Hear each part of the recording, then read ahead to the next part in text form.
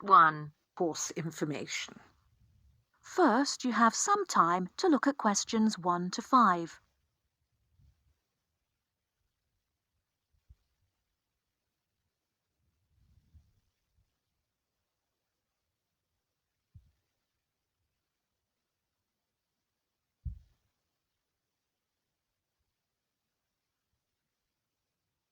Hello, I wonder if you could help me. I am interested in enrolling in your MBA program. Could you give me some information, please? Yes, of course. I'll take a few details first of all, and I'll give you a copy of our prospectus. Oh, that's okay. I already have one here. I've been researching the MBA courses in the local area, so I already have lots of course information. That's great. Okay, so first of all, can you tell me your name, please? Yes, of course. It's Anne Horbury. Horbury, is that Hawberry? Yes, that's right. Okay, and what's your date of birth, Miss Horbury? The 22nd of May, 1981. That's great. And you were born in the UK? Yes, I was. All right, can you give me some contact details, please? Sure. My address is 26 Simon Place in Brighton, and my telephone number is 01903 714 721. Sorry, can you tell me your contact number once again? Yes, it's 01903 714 721. Okay, great. And do you have a mobile phone number? No, I don't. Is it important? No, that's okay. I'll just write it on your form, no mobile phone. Now, just a few additional questions. Before you hear the rest of the conversation, you have some time to look at questions 6 to 10.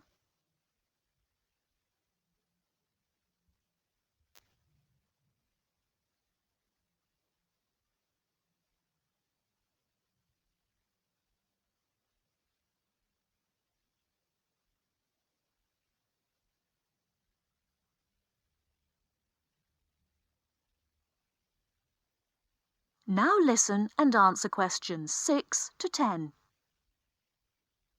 Are you working or studying anywhere else at the moment? Yes, I'm working for Lloyd Enterprise in the city as a secretary, and I'm also attending a computer course part-time in the evenings. Great. So can you give me some details about your educational background? We need to make sure that your qualifications match the entry requirements. Yes. I completed a business degree a year ago. I've been working since my graduation, but the job market is very competitive these days, so I'd like to do some postgraduate study now. Okay, that sounds fine. Your degree is relevant, and it's good that you have some work experience too. I do need to warn you, though, that our MBA program is extremely popular and gets full quickly. So would you be interested in applying for any alternative courses if your application is not successful this time? Well, my first choice would, of course, be the MBA, but yes, I've had a good look through your prospectus, and I would also be interested in the International Marketing course. That's great. It's always a good idea to keep your options open just in case. Finally, can you tell me where you learned about our courses here? Actually, my cousin studied the MBA course 2 years ago, and she recommended it to me. Okay, well, thank you for coming in today. I will pass your details on to our admissions department. They should contact you this week with a formal application form, and they usually invite MBA candidates to come in for an interview. Okay, well, thanks for your time. No problem. Good luck with your application. That is the end of Part 1. You now have half a minute to check your answers.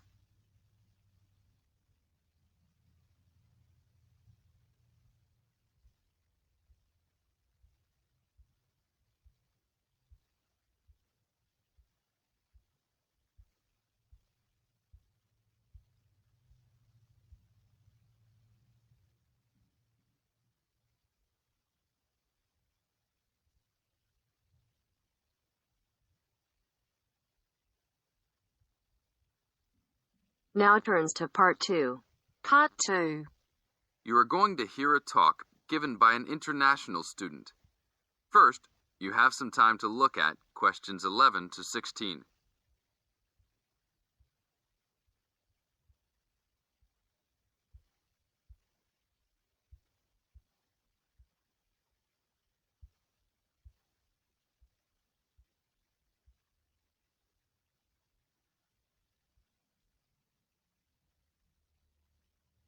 Now listen to the tape and answer the questions. As an international student coming from Sierra Leone, it gives me great honor to give these opening remarks and welcome you all to Ashesi University, where excellence is the code. I believe I speak on behalf of my fellow colleagues when I say we feel that we are the most fortunate and privileged university students in Ghana. You may ask, what is the basis of such a conclusion? And I will simply say to you, in which other tertiary institution in Ghana do you find the same level of IT infrastructure and facilities available to students? Where also do you find such a low ratio of students to lecturers and computers? In which other educational institution do you find 55% of students on some sort of financial aid, who in addition enjoy services and benefits such as job placement after graduation, on-campus employment that pays above the minimum wage, a supply of textbooks, and access to online databases? Ladies and gentlemen, there is no other institution of higher education in Ghana today that matches the learning environment and the quality of instruction at Ashesi.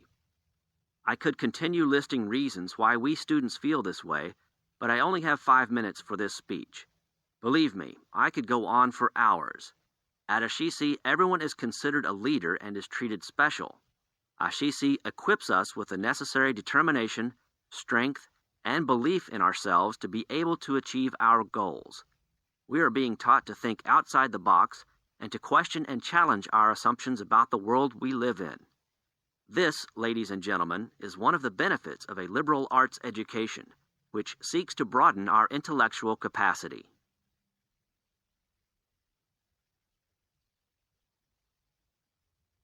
Now look at questions 17 to 20.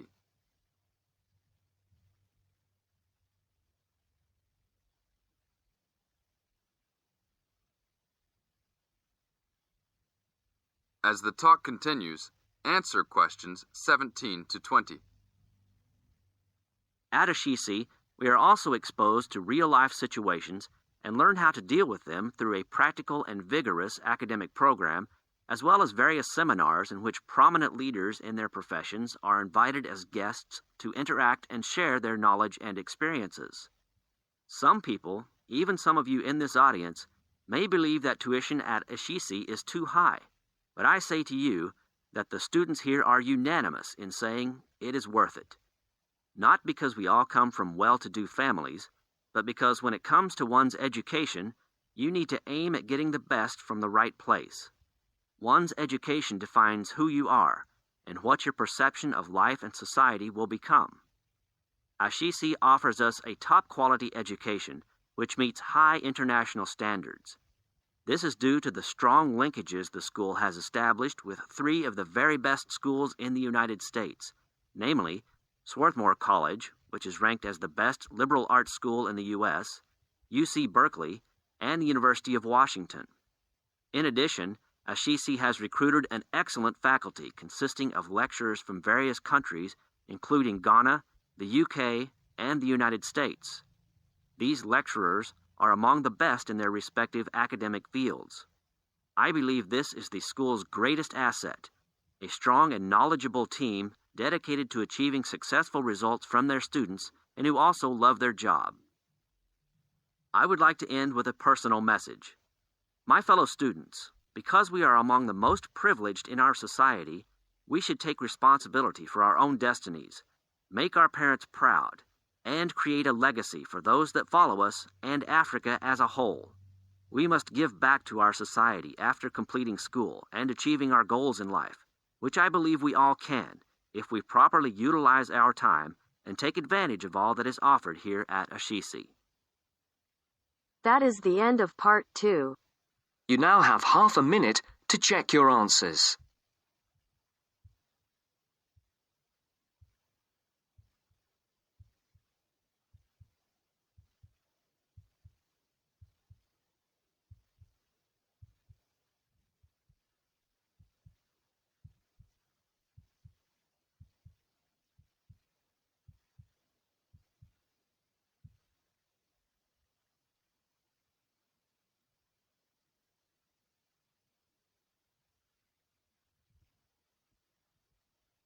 Now turns to Part 3.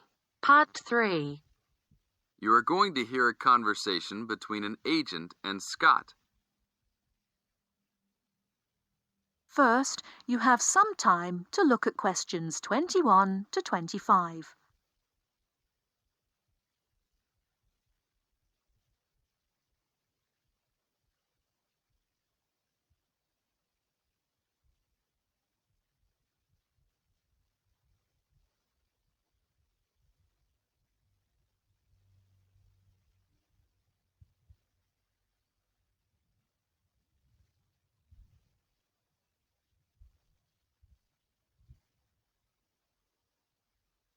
Now, listen carefully and answer questions 21 to 25. Howdy, what can I do for you? I'm here to ship some things back to China. Okay, we can do that. Shipping things back, eh? Have you lived there before? Yeah, I lived there for 3 years and came back 2 years ago. Now I'm going back to start my own business. Really? Did you ship things with us last time? No, I used a Chinese shipping agency. Well, I'll just let you know that rates have changed recently. So I don't know if they'll be comparable to what you paid before. It doesn't matter to me. My company's paying for it. Aha, then it's nothing off your skin, right? Okay, I'll need your name and where you need to go to pick up the items to be shipped. My name is Scott Linder, Linder, and I live in upstate New York, Saratoga Springs. Oh, sure, I know that place. I go to the races there. Great town. What's the zip there again? 770425, and the street address is 412 West Lake Road. 770425 Westlake, got it. And how big of a container are you going to be looking for?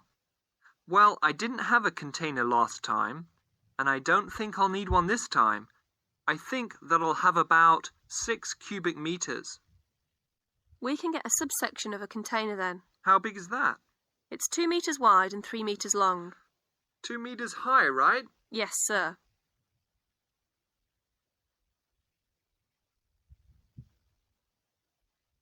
Before you hear the rest of the talk, you have some time to look at questions 26 to 30.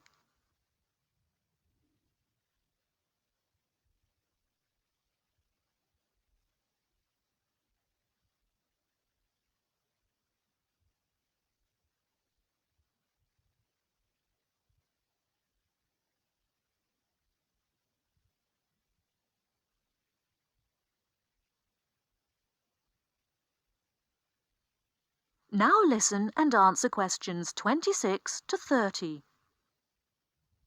And for customs, I need to know what sort of items will you be shipping? Mostly furniture. But we'll also have quite a few boxes of books too. Any clothing? Nope, but we'll have some bicycles and wood that we use for a loft bed. Be careful with those bicycles. I hear bicycle theft is a big problem in China. Not if you know how to secure your bikes and where to store them. Well, good luck. How valuable do you want me to list the entire shipment as being? Let's say about $3,500. Great. Now you'll also have to go over to the customs department to check with them about shipping the wood over to China. I know there are concerns about termites, bugs, etc. No problem. It's the same wood I brought over from China last time. Then you should be okay. It's just a formality. And last of all, where would you like the shipment to be delivered? Well, I will live in Beijing, but let's ship it to Tianjin. My company will pick it up there. That's all right then. Have a nice trip. Thanks for your help. That is the end of Part 3. You now have half a minute to check your answers.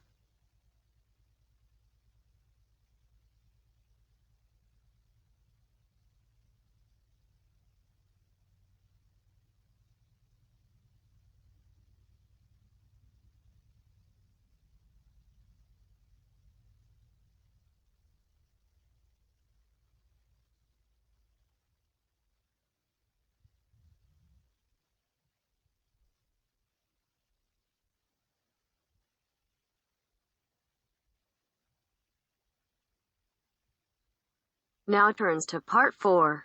Part 4.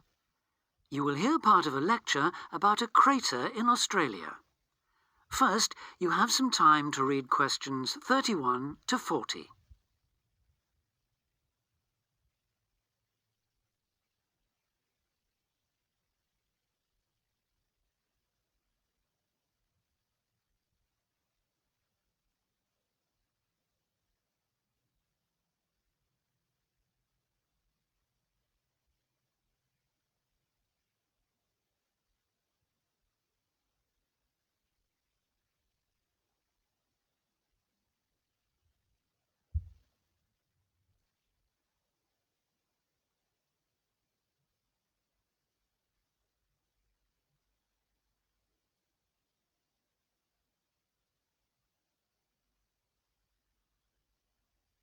Now listen carefully and answer questions 31 to 40. Lake Acraman in South Australia is Armageddon for the purist. No other meteorite impact on Earth has stamped the surrounding rocks with such an abiding, unequivocal geological record of collision, earthquake, wind, fire and tsunami, the giant waves formed by major Earth movements. The story it tells is elemental, without dying dinosaurs or even Bruce Willis to complicate its simple message of destruction. First, the numbers. About 590 million years ago, a rocky meteorite more than 4 kilometres across and travelling at around 90,000 kilometres an hour slammed into an area of red volcanic rock about 430 kilometres northwest of Adelaide. Within seconds, the meteorite vaporised in a ball of fire, carving out a crater about 4 kilometres deep and 40 kilometres in diameter, and spawning earthquakes fierce enough to raise 100-metre-high tsunamis in a shallow sea 300 kilometres away. Ancient, stable and unglaciated, the bedrock of Australia preserves some of the most photogenic impact craters in the world. Acraman is not one of them. 500 million years of erosion has taken its toll. A salt pan surrounded by low hills is all that remains to mark the site of the cataclysm. The true nature of the place dawned on geologist George Williams of Adelaide University in 1979. Gazing at a sheaf of newly acquired satellite images, he saw the small circular shape of Lake Acraman surrounded by a ring of faults and low scarps 40 kilometres across, and an outer ring twice this size. A year later, he made it to the site. On islands near the centre of the lake, Williams found bedrock shattered in a conical pattern that experts consider a sure sign of a meteorite impact. Except for a crater, which had long since eroded, the area was a textbook example of an impact site. In 1985, further intriguing evidence turned up. Vic Gostin, another Adelaide geologist, had been studying a thin band of fragmented red volcanic rock in 600-million-year-old shale in the Flinders Ranges, more than 300 kilometres east of Acraman. To his bewilderment, the volcanic chunks turned out to be 1 billion years older than the shale. Where had they come from? Comparing samples, Gostin and Williams found that their rocks were identical. The red rock in the Flinders Ranges had been blasted there from Acraman. Later, the same material turned up at sites 500 kilometres from Acraman.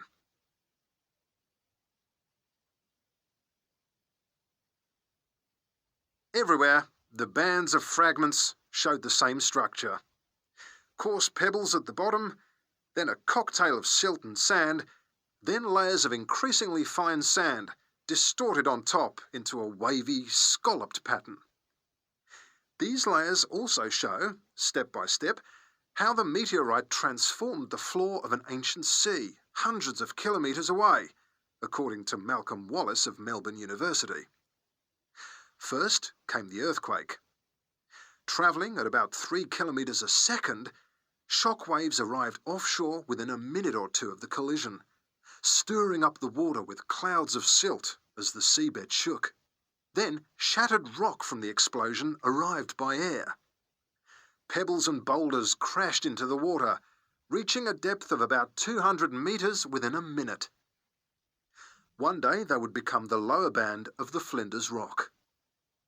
Sand took up to an hour to come to rest, finally bedding down with the silt that was also now settling on the sea floor as the effects of the earthquake died away.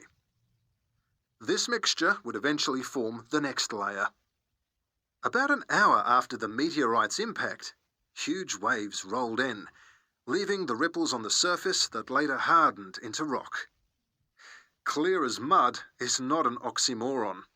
In Acraman, the arid, timeless Australian outback has preserved the closest thing the earth can boast to a perfect pockmark, the pinnacle of imperfection. That is the end of part 4. You now have half a minute to check your answers.